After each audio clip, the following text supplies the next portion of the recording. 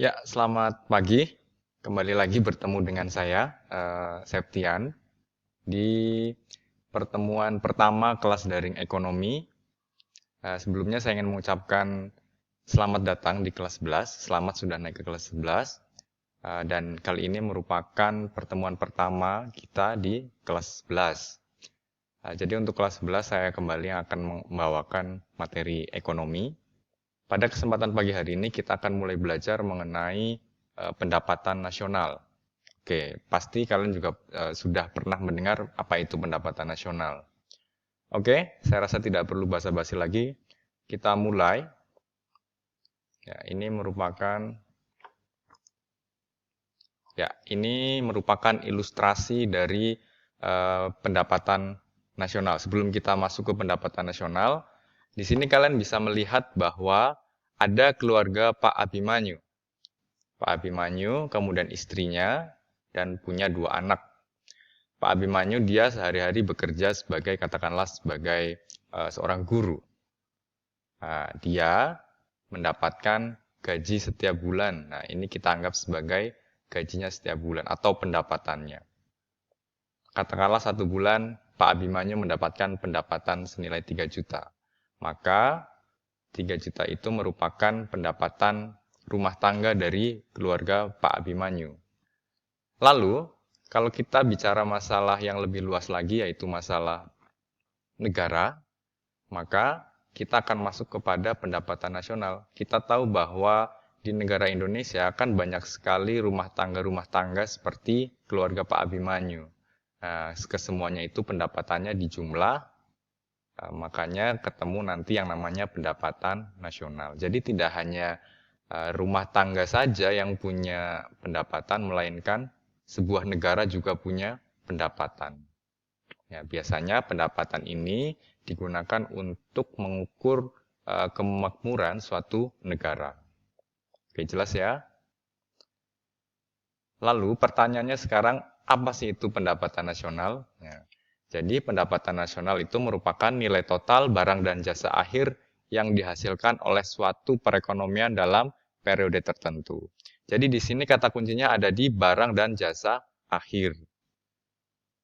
Kalau kalian masih belum tahu apa itu barang dan jasa akhir, saya akan tampilkan ilustrasinya. Jadi seperti ini. Misalkan ini komputer harganya 7 juta dijual di pasar. Kemudian ada juga di sini tukang listrik atau tukang pipa, harganya jasanya 1 juta. Ada juga vacuum cleaner harganya 2.500.000 dan juga mobil seharga 250 juta. Kesemuanya ini merupakan barang dan jasa akhir yang dijual di pasar. Kalau semuanya itu dijumlah ketemu 260.500.000 rupiah pada akhir tahun. Inilah yang dinamakan sebagai barang dan jasa akhir. Jadi barang dan jasa akhir merupakan barang dan jasa yang sudah siap untuk dikonsumsi oleh konsumen dan tidak untuk dijual lagi. Seperti itu. Selanjutnya, nah ini contohnya misalkan ada seorang koki yang dia membeli telur, tepung, dan juga mentega. Telur, tepung, dan mentega itu diolah semuanya menjadi sebuah kue. Tapi telur, tepung, dan juga mentega itu tidak dihitung sebagai pendapatan nasional karena ketiganya bukan sebagai barang akhir, melainkan sebuah barang setengah jadi atau intermediate goods. Namun jika diolah ketiganya menjadi kue, maka kue itulah yang akan dihitung menjadi pendapatan nasional, yaitu seharga 135.000 karena kue merupakan barang akhir. Misalkan ini contoh lagi, jika ada konsumen yang membeli telur untuk dibuat omelet seharga 20.000, maka telur itu merupakan barang akhir dan dihitung sebagai pendapatan nasional karena dia sudah siap untuk dikonsumsi dan tidak untuk dijual lagi. Seperti itu. Nah, jadi manfaat dari kita mempelajari pendapatan nasional tadi yaitu yang pertama, kita mampu membandingkan kemajuan perekonomian dari waktu ke waktu.